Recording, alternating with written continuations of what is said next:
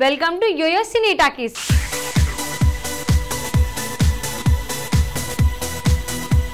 సమంత విషయంలో కింగ్ నాగార్జున మౌనం వీడాడు.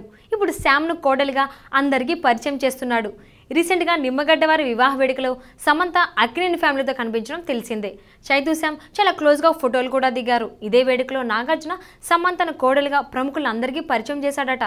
ఆ ప్రముఖులో ఓ స్పెషల్ వ్యక్తి కూడా ఉన్నారు. ఆ వ్యక్తిలో మీరే చూడండి. నాగ్ చైతన్య సమంత లవ్ అఫేర్ గురించి అందరికీ తెలుసు. అయితే ఈ జంట వివాహానికి నాగార్జున అంగీకరిస్తారా లేదా అనే సందేహం ఉండేది. అయితే రీసెంట్గా దీనిపై కూడా క్లారిటీ వచ్చేసింది. హైదరాబాద్లో జరిగిన నిమ్మగడ్డ ప్రసాద్ కూతురు స్వాతి వివాహానికి నాగార్జున కుటుంబంతో కలిసి సమంత హాజరవడంతో గాసిప్లకు తెరపడింది.